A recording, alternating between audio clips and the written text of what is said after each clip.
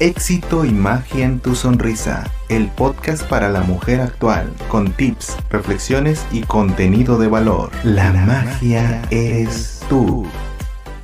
Hola chulos, ¿cómo están? Buenas tardes, buenos días, buenas noches. Hoy estamos de plácemes porque contamos con la licenciada en pedagogía, psicóloga y sobre todo tanatóloga, que en estas fechas es de muy importante situación cerrar ciclos por esta fecha tan conmemorativa. Entonces, hola Mitch, ¿cómo estás? Hola Doc, muchas gracias por presentarme.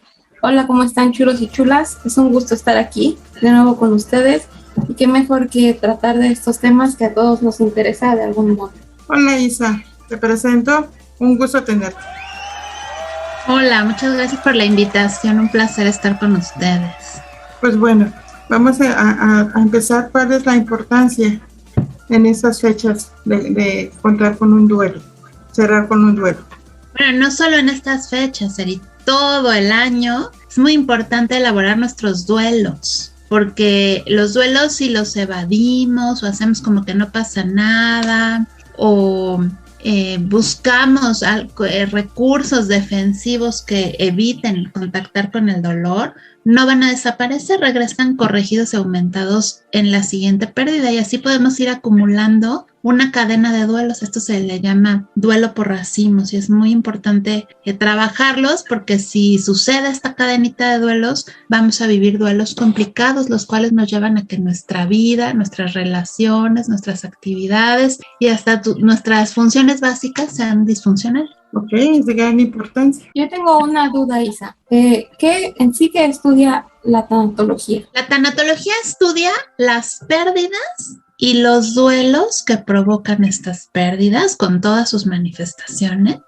Y estas pérdidas pueden ser por muerte o por cualquier otro tipo, incluso los cambios vitales provocan duelos. Van variando de intensidad, pero a eso se dedica la tanatología, a abordar los duelos, su manera de afrontarlos y hasta los rituales que hay en torno a esto. Entonces estamos hablando que no es solamente un duelo de muerte, no, estamos hablando de duelos en varios aspectos. Así es, fíjense, por allá de inicios del siglo pasado, cuando la tanatología comenzó, se dedicaba a estudiar los fenómenos cadavéricos, ¿no? Lo que pasaba con un cuerpo al morir.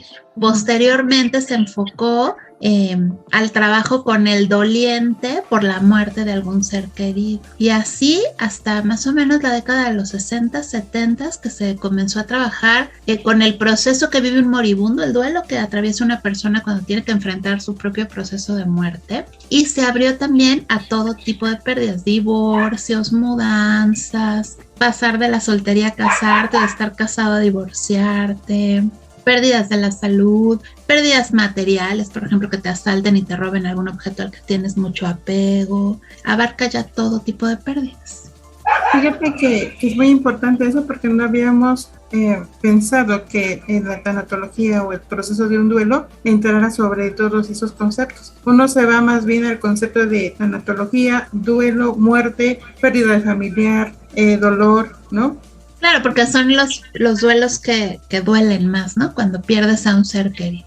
Ok, ¿y cuál crees tú que sea la forma más idónea de despedirse o cerrar este círculo o llevar un duelo?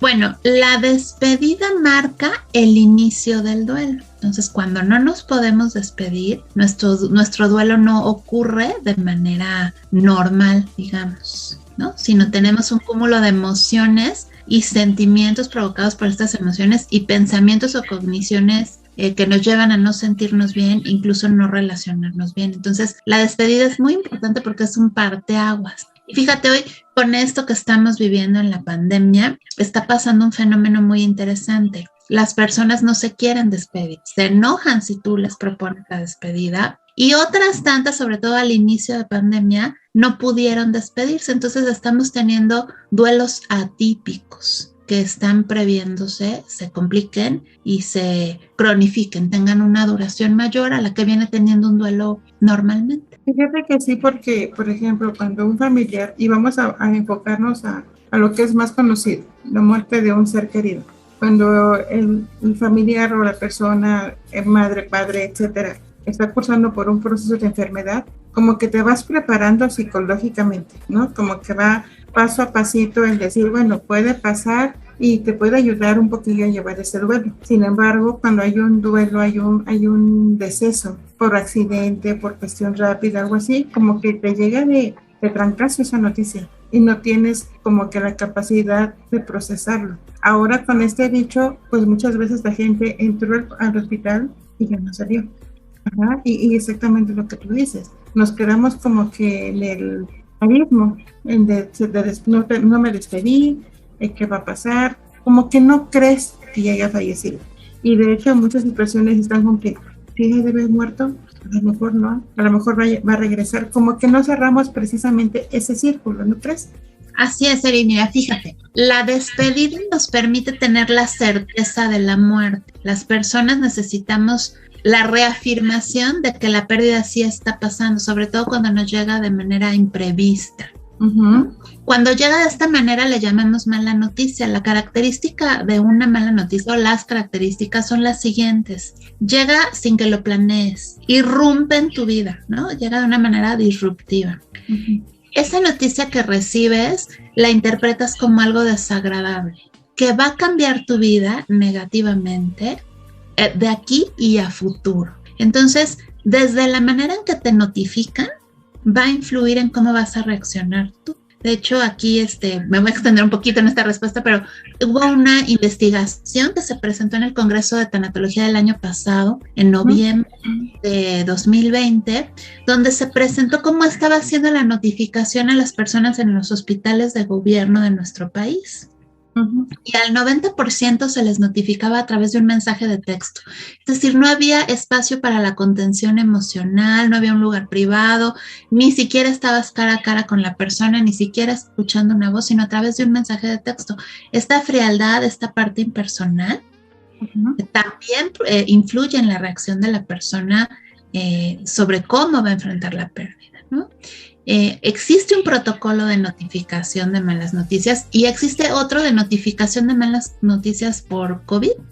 Y sin embargo, pues las personas de estos hospitales no estaban capacitadas, porque en la investigación se les entrevistó también a ellos para llevar a cabo este protocolo. Entonces, bueno, lo primero que recibimos es esta noticia que calificamos como mala, como desagradable. Esta noticia va a generar una emoción. Las emociones funcionan así, son una respuesta automática a un estímulo y generan una sensación en nuestro cuerpo, ¿no? Yo creo que les ha pasado que se enojan y sienten a lo mejor la quijada apretada, un vacío en el estómago, caliente la cara. Cada quien lo sentimos diferente. Uh-huh. Esa sensación que te genera en el cuerpo, nuestro cerebro la va a interpretar y a calificar. Para el caso de las malas noticias, pues lo califica como algo desagradable o negativo. Va a generar un pensamiento y ese pensamiento una acción, que es lo que nos lleva a reaccionar de inmediato. La mayoría de las veces la reacción es: esto no está pasando, no lo puedo creer, no puede ser real. Sobre todo cuando son noticias de muerte inesperada. Entonces, necesitamos el reconocimiento social a nuestro luto, a nuestro dolor, y que sirva también para darnos la certeza de que la muerte sí está pasando. Entonces, al no poder ver a nuestro ser querido mientras muere, no poderlo acompañar en su proceso terminal, uh-huh, nos quedan muchas dudas, incertidumbre. Al no poder reconocer el cuerpo como se venía haciendo tradicionalmente, quedan muchas dudas, ¿no? Hay muchas personas que no saben si los restos que le entregaron sí son de su ser querido, si sí tenía COVID, si ahí lo enfermaron, si no, ¿no? Se suscitaron un montón de preguntas, uh-huh, y de miedos y de interrogantes que finalmente causan incertidumbre e impotencia en las personas. La siguiente herramienta que tenemos las personas para conseguir esta certeza son los ritos funerarios.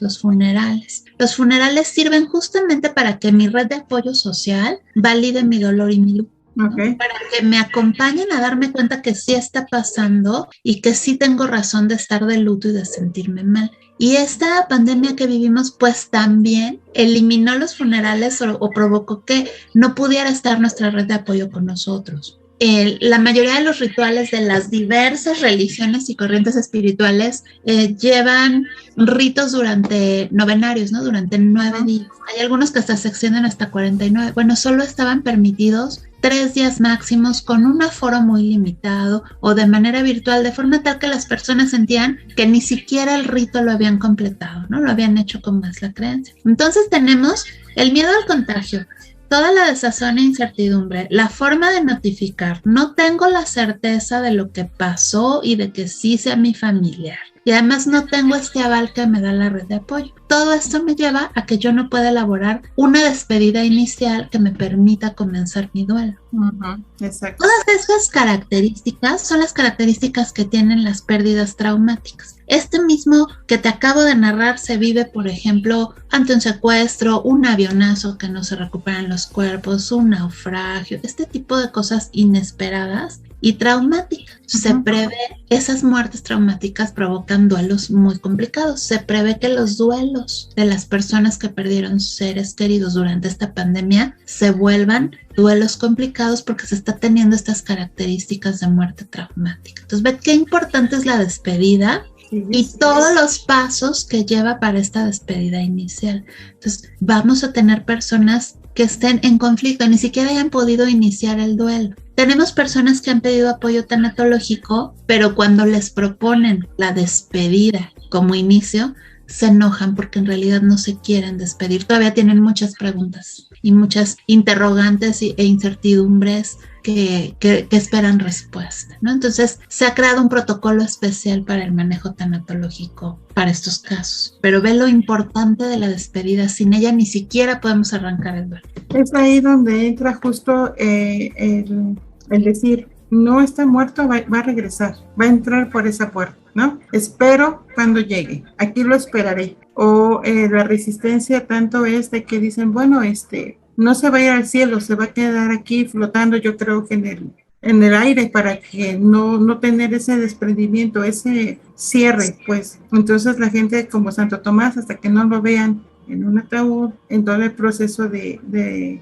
funeral, no van a creer que estaba muerto su familiar, ¿no? Así es, y entonces tenemos personas que se estancan en la negación, ni siquiera pueden aceptar que la pérdida sea real porque les faltó. Así es. Tenemos personas que generen situaciones evasivas para no contactar con esta realidad tan dolorosa y entonces vamos a ver que se saturan de actividades, que no quieren hablar del tema, que hacen como si no hubiera pasado nada, que se aíslan y esto puede llegar incluso hasta el abuso de sustancias y adicciones y todavía más allá a incurrir en actitudes autolesivas que dañen su integridad. Así es, entonces bien lo dices que es muy importante despedirse. Sumamente importante. Hasta antes de la pandemia la despedida marcaba el inicio del proceso de duelo, ¿no? En algún momento fue muy brusco, obligaban a las personas a ver los cadáveres para que aceptaran la realidad de la pérdida e iniciaran su proceso de duelo. Posteriormente, con los años, esto fue cambiando y se trabajaba de otra manera distinta a través de la ritualización. Pero con este fenómeno donde las personas no se quieren despedir, se enojan mucho más, el abordaje ha tenido que cambiar un poco, dándole más importancia al inicio sobre qué están sintiendo y qué piensan cuando sienten eso, cómo se sienten, para gradualmente irlos llevando a la despedida. Entonces vamos a decir, Isa, que también esta pandemia es un parteaguas. Sí, lo trastocó todo y el abordaje tanatológico no se quedó fuera de esto. Así es. Te puedo contar, llevamos 3 o 4 reformas de abordaje tanatológico desde que la pandemia comenzó. La última se dio en febrero. Ve, o sea, sí, se suma importancia. Así es. ¿Y cómo podemos sobrellevar este proceso, Isa? Me supongo que hay como un protocolo, una serie de pasos para pues salir de o llevar el duelo. ¿Cómo podemos empezar? ¿Cuál sería nuestro primer paso? Así es, Mitch. Se llaman tareas. Pedimos que la persona realice 4 tareas muy importantes durante el proceso de duelo y estas 4 tareas sirven para varias cosas. La primera, para que la persona tenga responsabilidad en el proceso de duelo, porque está tan poco difundida la tanatología que hay personas que llegan a creer que van y visitan al tanatólogo y ahí les van a dejar su dolor y ya de una sesión o una plática salen limpiecitos, ¿no? Sin sentir feo. Entonces, cuando les planteas el trabajo con tareas, saben que no es solo responsabilidad del tanatólogo, sino ellos también tienen que participar. Una segunda función de las tareas es que la persona puede ver y medir cómo va avanzando en su proceso, porque hay personas que el dolor es tan intenso que sienten que así se van a quedar para siempre, ¿no? Que esto no va a terminar. Entonces, el ir avanzando en las tareas les permite darse cuenta que van avanzando. Y por último, nos marca un inicio y un final de este proceso que sí duele. La verdad es que no podemos negar, hay que hacer contacto profundo con la emoción que te está doliendo para avanzar. La ventaja es que sales reconstruido y fortalecido para reinsertarte de nuevo y continuar con la vida, ¿no? Continuar ya no de luto, sino rindiendo tributo a ese ser querido que perdiste. ¿Cuáles son esas tareas? La primera es aceptar la realidad de la pérdida, que es esto que les decía, si no tengo la certeza, pues no la voy a aceptar. Y a esto te ayuda la manera en que se notifica, que aceptes que está pasando, que tengas tu red de apoyo social y hasta espiritual avalando que sí es cierto, sí está pasando, sí te duele, sí tienes razón de estar de luto. Y bueno, esta es la primera tarea, aceptar la realidad. Una vez que esto sucede, la persona sale de este shock inicial, de esta negación, y puede dar paso a expresar la emoción y todas las manifestaciones que le está generando el duelo. ¿Cómo manifestamos un duelo? Con manifestaciones físicas o somáticas, emocionales, conductuales, cognitivas y hasta emocionales. Trastoca todo, ¿no? Hasta espiritual. Entonces, la segunda tarea es reconocer las emociones que te está provocando o las manifestaciones y expresarlas. Y ahí les ayudamos un poquito a gestionarlas, a regularlas para que no se les desborde. Dentro de esta segunda tarea está también la protección de las necesidades básicas de la persona, que coma, que se hidrate muy bien, que duerma, que tome descansos y también haga actividad física, ¿no? Y una vez que se sucede, que esta es la fase como más larga, viene una tercera tarea, que es aceptar la nueva realidad con la ausencia de aquello que perdí, sea una persona, una situación o un objeto, ¿no? Burdamente sería darme cuenta que la pérdida es lo que hay y no puedo detenerme, ni la vida se va a detener. ¿Qué voy a hacer para continuar, ¿no? Y a ¿qué voy a hacer para continuar? Le llamamos resignificar. Ya más adelante, si quieren, platicamos de eso, de la resignificación. Y esto me va a llevar a una cuarta tarea, que es la tarea final, que es recolocar a mi ser querido que perdí en un nuevo lugar, con un nuevo vínculo. Ya no me puedo vincular con él o con ella con un cuerpo como estaba acostumbrado. No voy a escuchar su voz, no lo voy a tocar, no lo voy a abrazar, pero ahora va a vivir en mi recuerdo, en mi mente y en mi corazón, y comprender que el vínculo no se acaba, se transforma, que el amor es eterno y continuo. Y una vez que se logra hacer esto, la persona está lista para generar nuevos vínculos afectivos y digamos que continuar con la vida, ahora viviendo con esta ausencia recolocada. Fíjate, Isa, que qué importante es esto, porque frecuentemente hemos enterado, o lo hemos hecho también, porque todos hemos tenido una pérdida, ¿no? Entonces, que frecuentemente en secreto le seguimos hablando a nuestros familiares. Hacemos como que, bueno, los tenemos en el pensamiento, como dices, en los sueños, pero no los soltamos, ¿estás? O sea, los tenemos ahí presentes y les hablamos como si estuvieran, y, o sea, hacemos una relación. Y esto, no sé si es cierto, ¿verdad? Pero hace detener su camino. No, esto provoca que tú sueltes de manera gradual. Fíjate, te voy a contar lo que pasa en nuestro cerebro cuando atravesamos un duelo. El cerebro, a manera de anestesiarnos el dolor que causa una pérdida, produce más oxitocina. Y la oxitocina provoca un apego mayor. Entonces vas a ver que las personas en duelo se van a preocupar más por otros, por sus seres queridos, ¿no? Digamos, pareciera que no quieren que les pase lo mismo, pero es la oxitocina actuando. Y la oxitocina liberándose va a provocar una idealización de aquella persona que murió. Por eso la distancia y la ausencia dicen que provocan que idealices, ¿no? Es este efecto de una mayor descarga de oxitocina. Y como el cerebro está provocando este apego y no quiere desprenderse de lo que considera es suyo, se tarda un año en procesar este soltar, este desapegarse, porque un año se tarda en volverse a acomodar la liberación de sustancias, ¿no? Todos los neurotransmisores y balancear, digamos, esta parte de la oxitocina. Si además no hay una adecuada hidratación, no está durmiendo, no hace actividad física, no hay una adecuada alimentación, porque hay que tener una alimentación especial cuando estamos atravesando un duelo. Y está estresado por todo lo que rodea las circunstancias, el cortisol va a aumentar y todas las sustancias se van a desbalancear. Entonces el cerebro se tarda mínimo 1 año en soltar. Antes de que este año suceda, vamos a tener estas situaciones donde retenemos de algún modo a la persona. No queremos deshacernos de sus pertenencias, no queremos visitar lugares que nos recuerden la pérdida o por el contrario no queremos dejar de estar ahí, estamos hable y hable de la situación, todavía lloramos, porque este soltarse va siendo gradual. Entonces no es que no dejes descansar o seguir en su camino espiritual a quien murió. Es tu cerebro y las sustancias que provoca que se liberen actuando de manera gradual para que no te duela tanto. Ok, qué interesante. Isa, entonces uno con la edad vive diferente el duelo. A lo que me refiero es, por ejemplo, los niños cuando sufren un duelo, por ejemplo, de la mamá o algo así, tienen miedo a olvidar. Y lo que es el esposo, no es tanto miedo a olvidarla, sino entran como en una depresión de sentirse solos. Entonces yo lo veo así, ¿es diferente el proceso de un duelo en un niño y en un adulto o es lo mismo? Es diferente. Las manifestaciones son parecidas, Mitch, pero es diferente. En la infancia el concepto de muerte va cambiando más o menos cada 3 años. El infante no está maduro psicológicamente para comprender lo abstracto que implica la muerte o una pérdida significativa y el duelo. El adulto se supone que sí. El niño no tiene los recursos de afrontamiento desarrollados. El adulto sí. Y todavía con el adolescente hay más cambios porque su corteza prefrontal está cambiando, lo está cuestionando todo.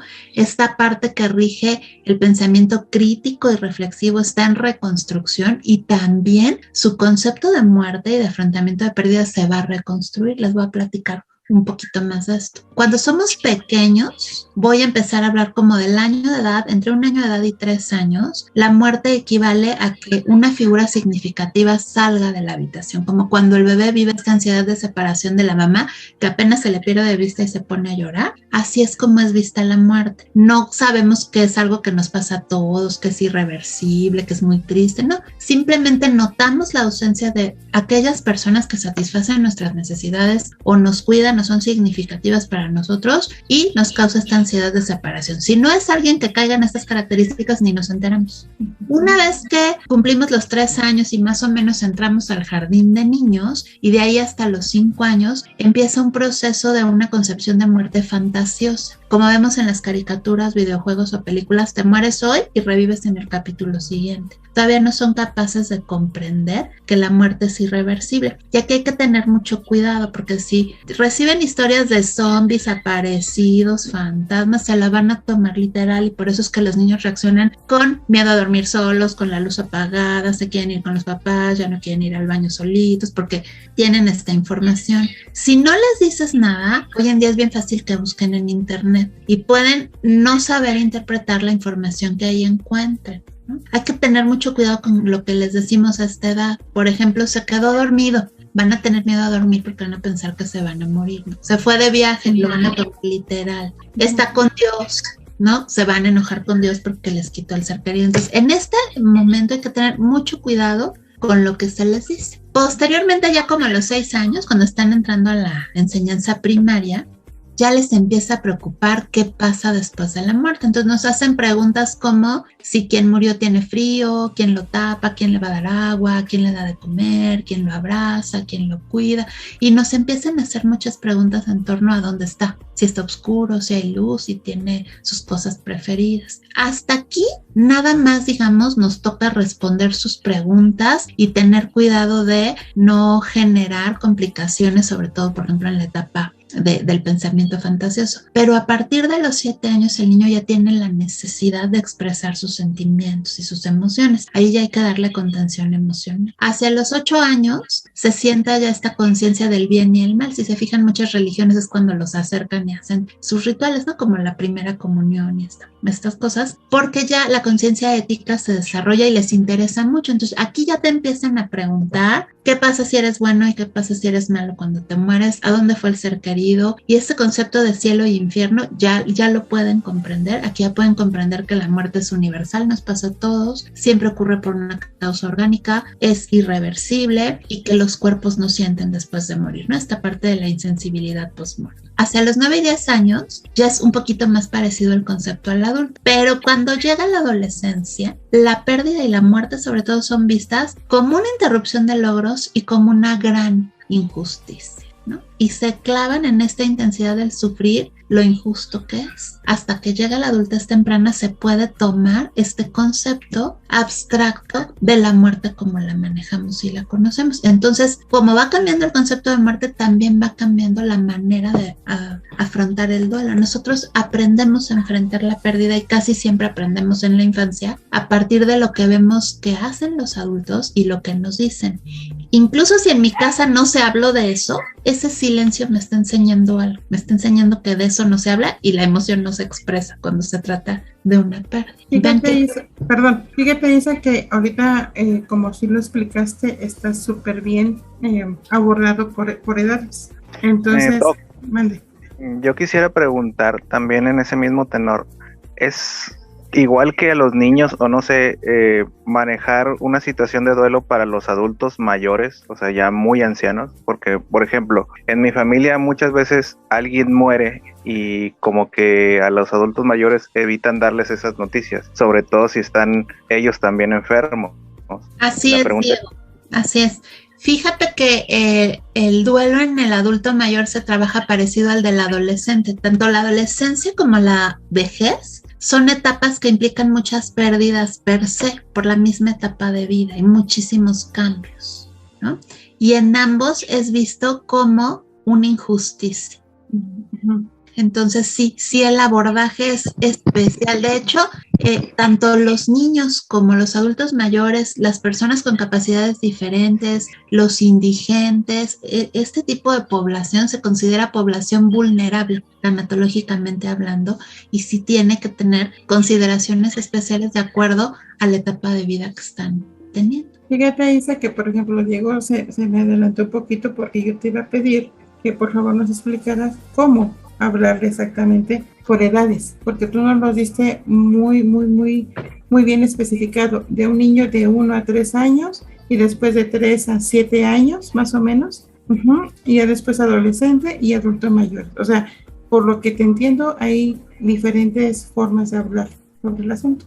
¿Cómo le podremos decir exactamente a un niño? ¿Nos podrías dar un ejemplo? Claro, mira, a los niños debe darles la noticia una persona afectivamente cercana a ellos y de su total confianza. Es decir, de preferencia que sean los papás. Muchas veces pretenden que sean sus maestros o el mismo tanatólogo, pero si nunca te han visto, no hay este vínculo de confianza. Lo ideal es que de esta manera, que sea en un espacio a solas, que sea lo antes posible, porque pensar que no se dan cuenta de que a ver luego qué le digo no funciona. Ellos buscan su propia teoría. Que este adulto que les dé la noticia tenga total control de sus emociones, no que las esté reprimiendo, sino que sepa gestionarlas y regularlas. Se puede mostrar vulnerable, o sea, se vale que te vean llorar, lo que no se vale es que te acabe consolando el niño, ¿no? A ti y no tú a él. Que estés listo para darle contención emocional, para darle respuestas, que no tengas prisa, que no tengas impaciencia, y no hay que decirle frases como te decía, como se quedó dormido, se fue de viaje, está con Dios, Dios así lo quiso, no llores, no estés triste, y sobre todo cuidar el no prometer algo que no puedas cumplir, como yo nunca me voy a morir o a mí no me va a pasar nada, siempre voy a estar contigo, porque si te llega a pasar algo se sienten muy traicionados y defraudados y esto repercute en la adolescencia, ¿no? Prácticamente estas frases hay que tener. Entonces lo mejor... Sí.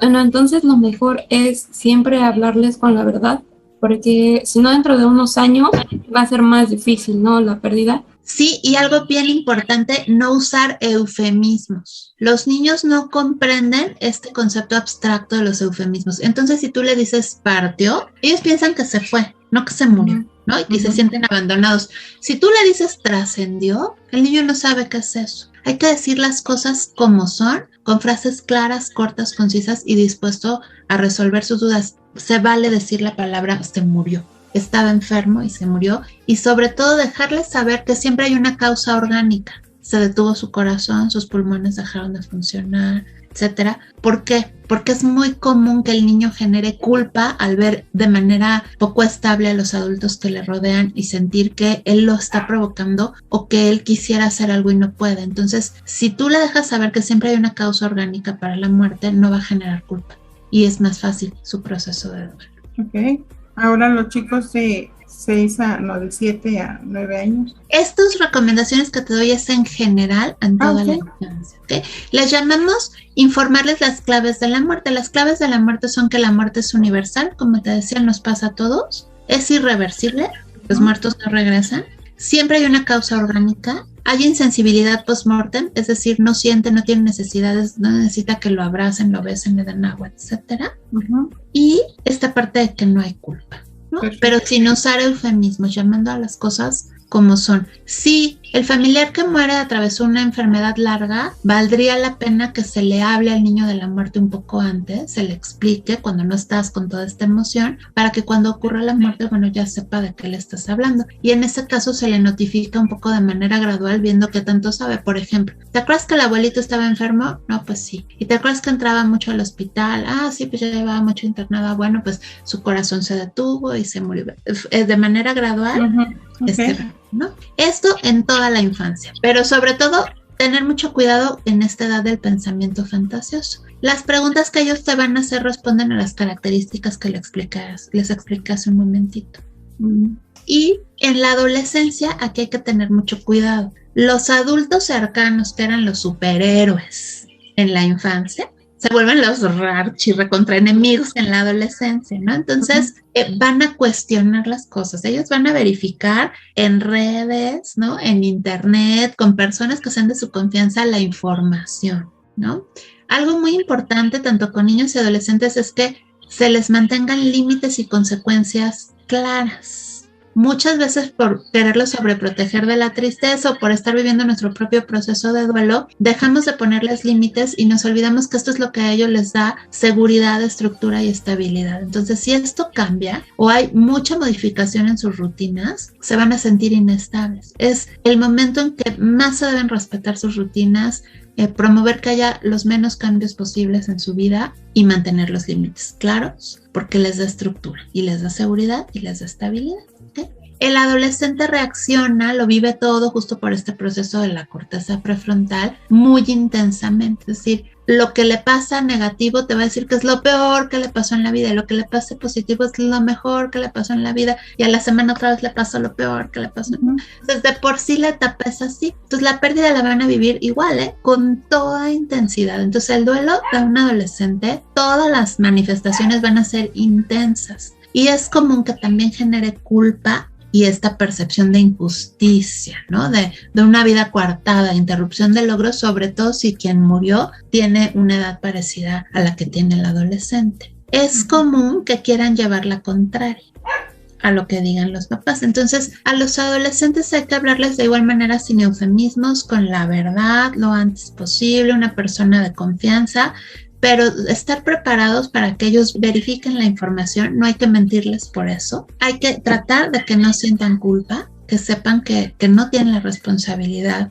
de esta muerte y hay que tener mucho cuidado con la intensidad del duelo y con ciertos factores que pueden predisponerlos a riesgo de suicidio, porque es muy común que el adolescente piense que si él se muere todo va a estar mejor, en esta percepción de injusticia y de culpa que viven en el proceso de duelo. Entonces con ellos hay que tener estas características, orientando, digamos, a los papás, a los maestros, de cuáles son estas situaciones. ¿Cuáles son? Les voy a decir: que se aíslen demasiado, que cambien sus hábitos de sueño y alimenticios, que se despidan, que dejen de hacer las cosas que les eran gozosas, que les ocasionaban placer, que empiecen a hablar de la muerte o incluso de cómo podrían morir. Y que se autolesionen. Si se presentan estas cosas son factores de riesgo y necesitan pues el abordaje de un especialista. Okay. Fíjate qué interesante está el tema. Y eso que nada más nos estamos enfocando a una muerte física. ¿Estás? Faltan todos los duelos en cuestión de trabajo, de etcétera, de los otros factores, pero qué importante es esto, Isa, porque muchas veces como papás no sabemos cómo dar la noticia, ¿no? O como familiar o como tú le quieras llamar, siempre es la persona que te llega, ¿quién crees que murió? ¿No? Así la noticia de tajo. O te dan tanta vuelta que dices, bueno, pues ya dime, ¿no? ¿Cuál es la mala noticia? Y nada más estamos hablando de cómo nos vamos a enterar. O sea, esta parte que inicia la despedida. Todavía faltan los rituales, todavía faltan todo lo demás. Sí, o sea, está muy interesante el tema. Y bueno, también como adolescente, ahorita que estábamos hablando de esa parte de las consecuencias que lleva todo esto, uno como adolescente piensa tal vez en lo que es quitarse la vida, ¿no? Y cuando uno llega a pensar esto, dice, tal vez con esto se acaba el vacío que siento o se acaban todos los problemas. Pero ya ahí a veces ya uno como papás, pues ya se da cuenta tarde, ¿no? Porque por suerte hay avisos, ¿no? De que se autolesionan o dejan de comer o no salen del cuarto o situaciones así. Pero cuando ya su hijo o el adolescente ya llega a otro nivel y ya pasan este tipo de cosas, ahora uno vive el duelo doble, ¿no? Sino el duelo que ya se había vivido, que era por el que el adolescente estaba sufriendo, y aparte el duelo del hijo. La culpa. Como estos duelos que, bueno, yo lo veo como doble, igual es el mismo proceso o es diferente. Es el mismo proceso.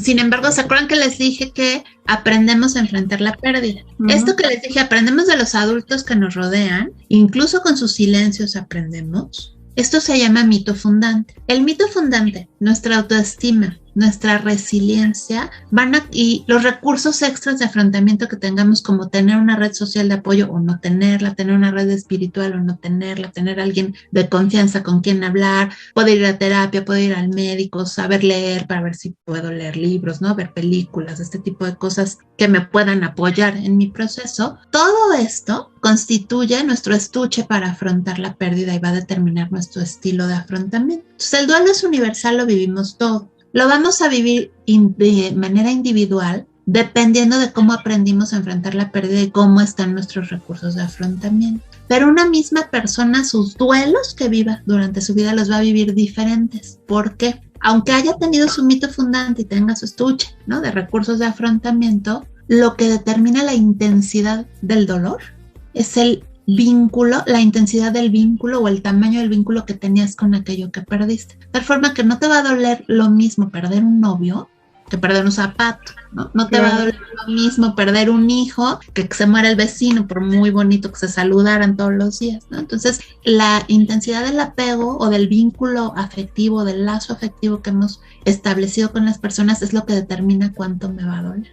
Tengamos la edad que tengamos. Así es. Por eso, no sé si lo hayas escuchado, yo sí lo he escuchado mucho, eso que dicen, cuando se te mueren los papás, eres huérfano, ¿no? Cuando se te muere el marido o la esposa, eres viudo.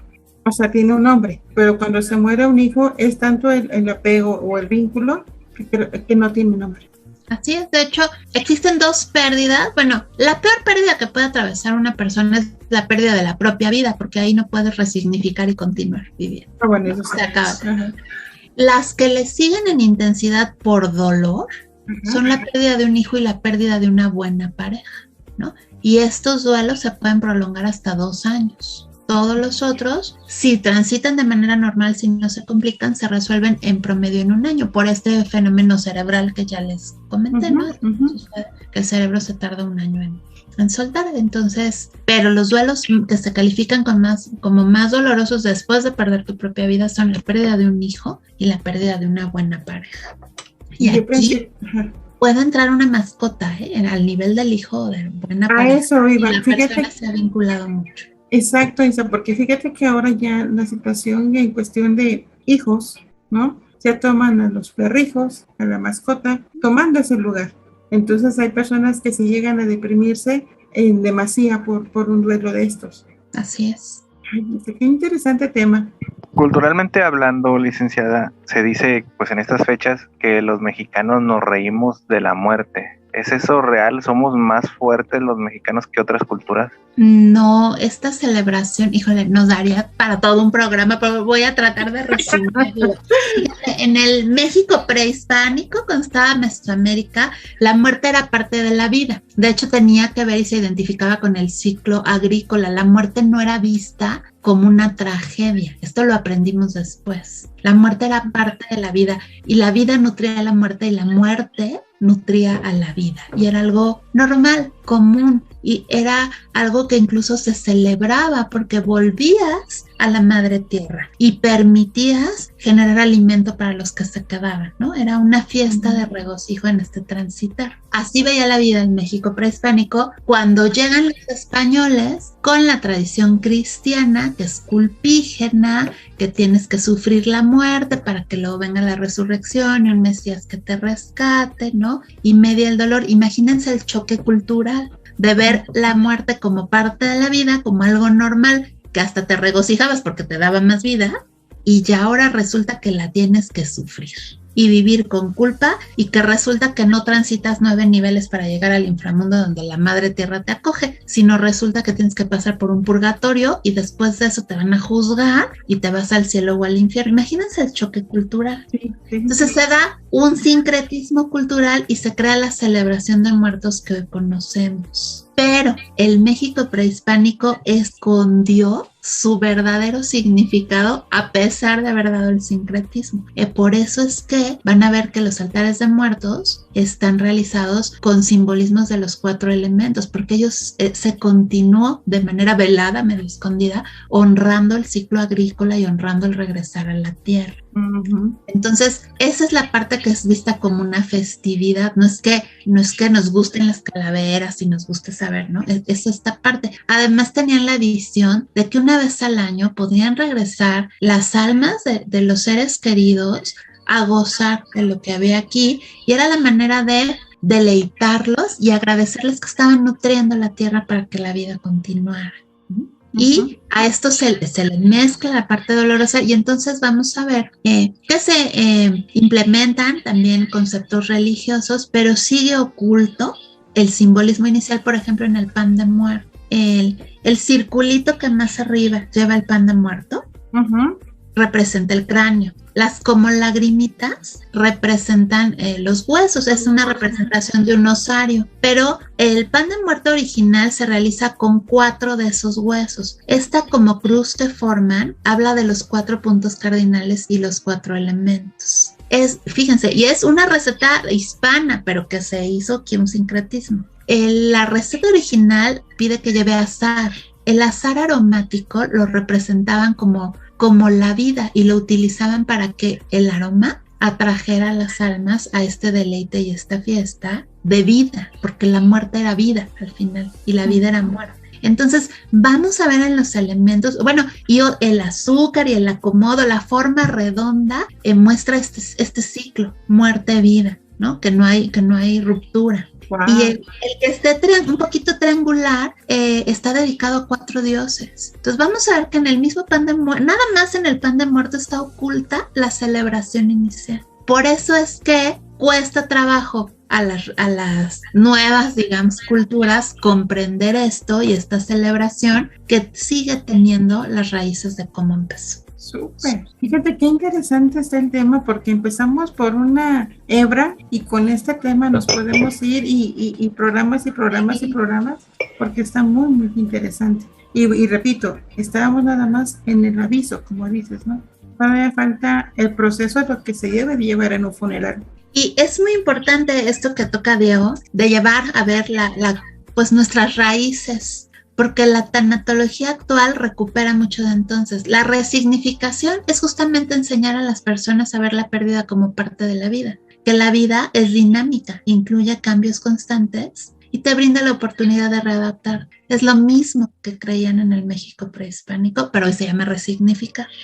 Ok.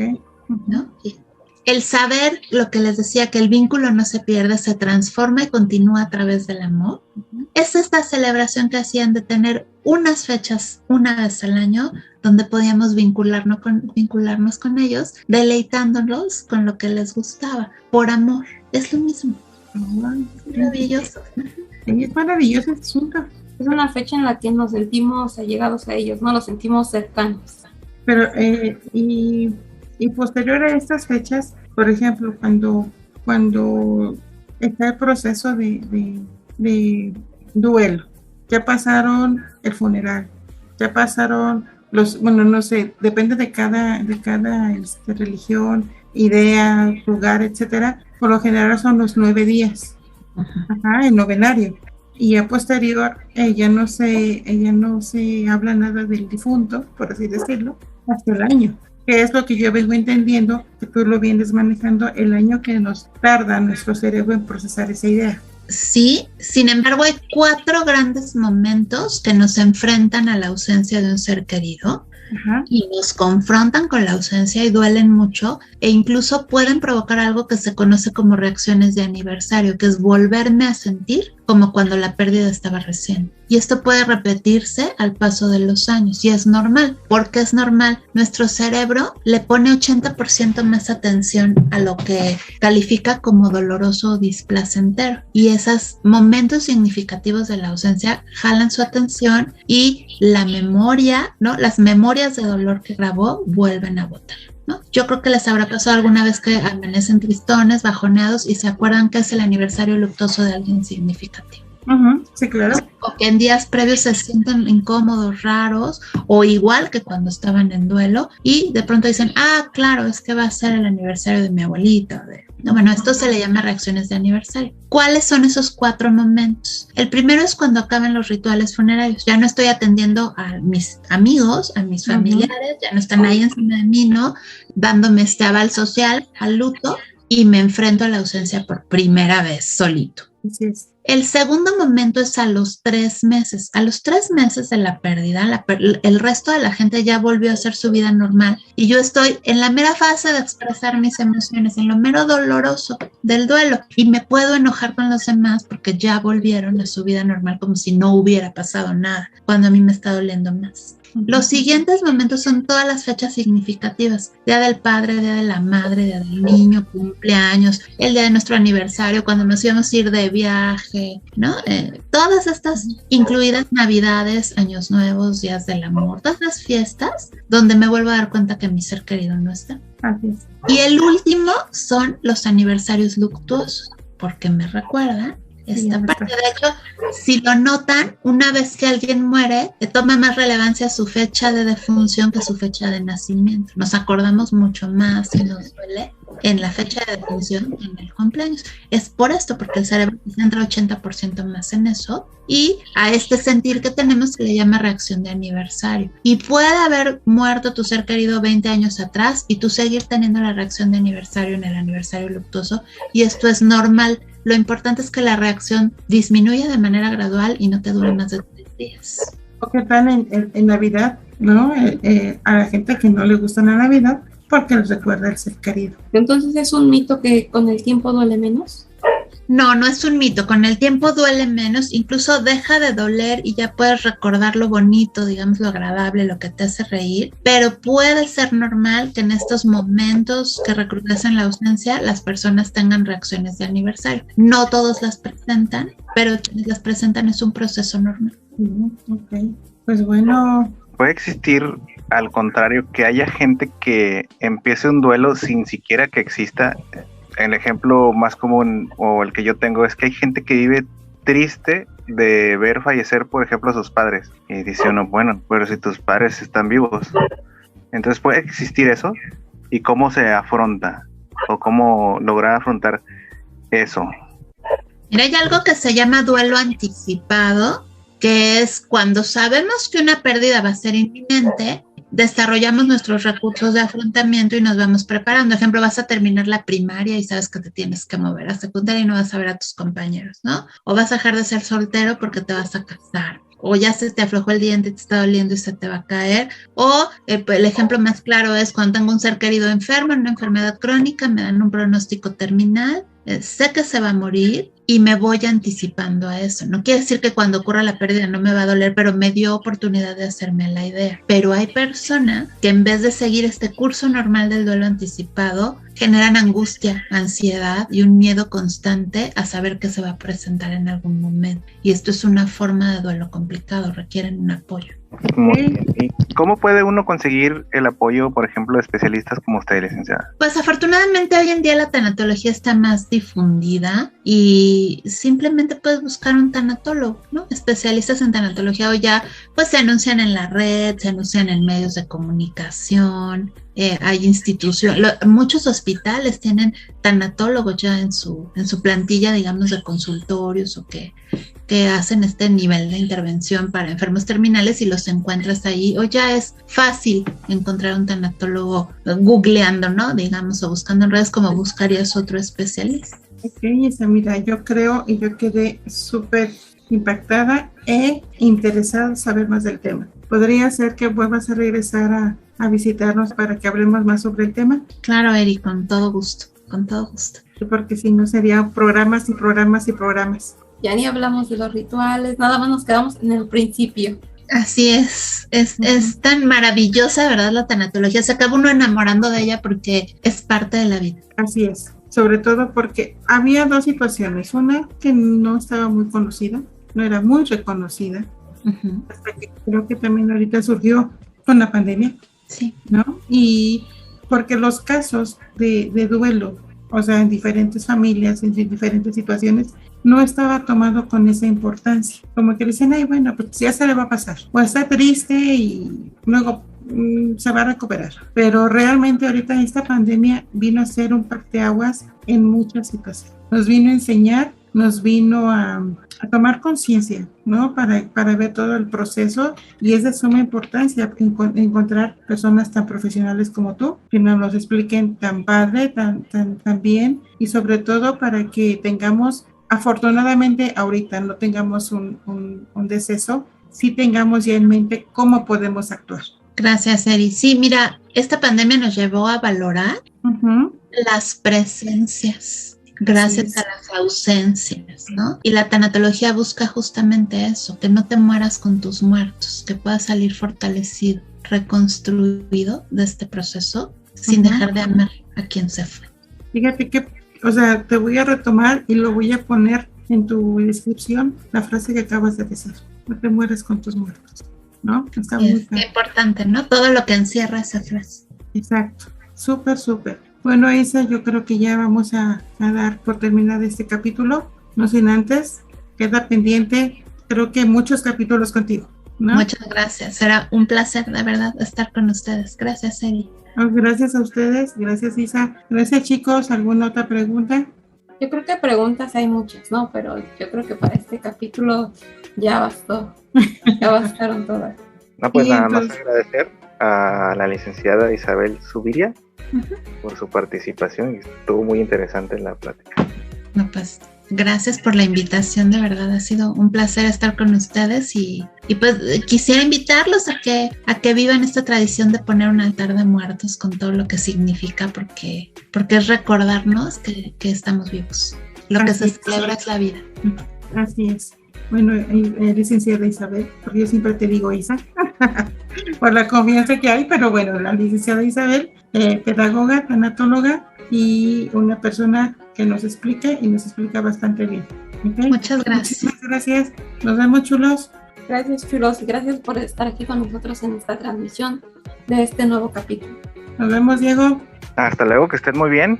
Gracias. Gracias. Bye. Es todo por hoy. Recuerden suscribirse, darle like y tocar la campanita para notificaciones. Y síganos en nuestras redes sociales. Porque la magia eres tú.